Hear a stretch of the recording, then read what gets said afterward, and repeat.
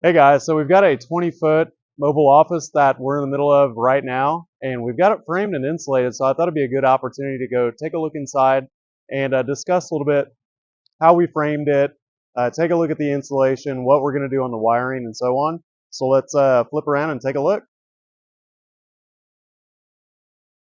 So like I said, this is a 20-foot mobile office that we're building. This will actually go into our rental fleet.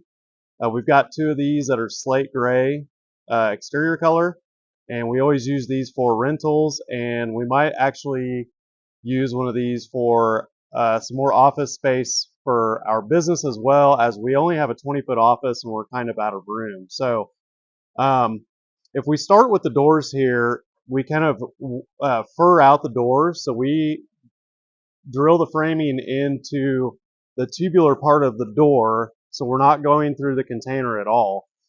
And we frame the entire container with 2x3s. That gives us just that little bit more room inside because the containers are so narrow. If we use a 2x4, that's just 2 more inches that we're eating up inside, and there's no reason not to use 2x3s. You can use a metal stud. From my experience, the metal studs have some advantages, but the disadvantages outweigh the advantages for me. One being the wood studs are a little cheaper.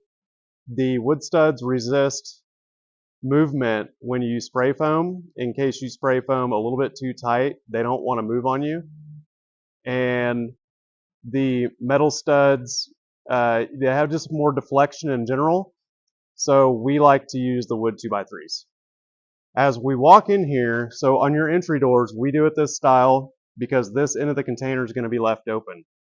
Your other option is do not insulate the doors, build a wall behind the doors here, and that's something else popular method that we use. And you build a wall here, and then you put a patio door or entry door right here. And so that's hidden when you close the doors. But in this case, we've got a walk door in the back. So these doors generally won't be used, the container doors, but you can use them if you want to get computer desks in, larger items, blow the container out, cleaning, things like that. So this is my favorite way to do the 20-foot office. As we walk in here, we're going to leave the floor. This is a one-trip floor. It's nice, got a vinyl coating. So we like to just leave that. It looks good, and especially good enough for a mobile office. So you see here, we've got the 2x3s. The foam is installed. This is probably about an average of about 2 inches of foam. And you can see the roof there as well. We did spray 2 inches underneath this container as well. I've noticed our office does not have the floor sprayed, and you can feel a little draft in the summer and the winter. So there's kind of two ways to frame these. You can just do 8-foot frames and run from the back to the front. Or when you have windows and doors, it's kind of easier to build more custom frames that meet up to the window and then do your frames below and above the window and so on.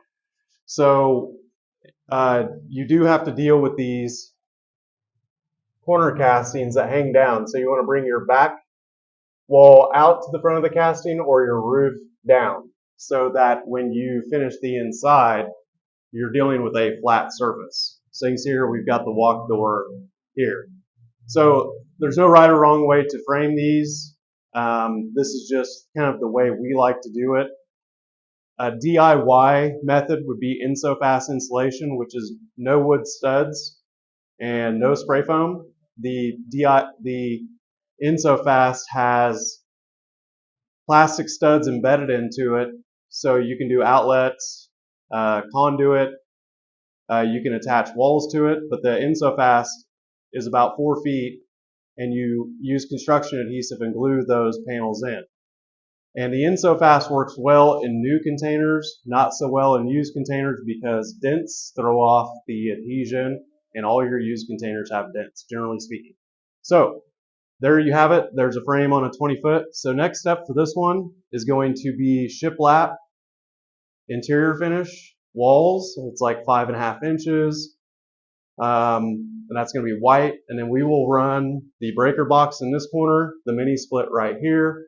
I'll show you the mini split on the outside when we buzz around as well. And so we'll have a breaker box right here. And then we're going to run metal conduit on the inside of the container. Then that allows us to add power later or move it based on the use case for this container. So let's run around and take a look at that mini split.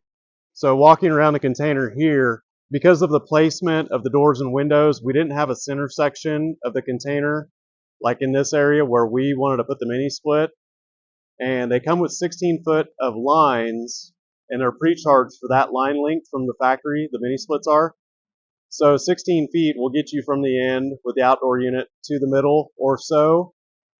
But we didn't have a place on the inside where we liked the placement of the interior unit. So when we don't have a place we like, we always place it on the end. As far as the mini split, we put it on the side. If you go on the roof, it's kind of high for some shipping. And if you put it down low, I just don't like it down low for whatever reason. I feel like people will run into it, get kicked, run over, hit by a car, and so on. So we put this, mounted this flush with the roof. These are brackets that we built. You can buy, and that's overdone, but it's nice and heavy duty. You can buy the wall mount brackets on Amazon for the mini splits, but when these containers are being shipped on a tow truck, I do not like those brackets that they sell online. They're very wobbly, and I would not trust them to go down the road on a truck. So there you go.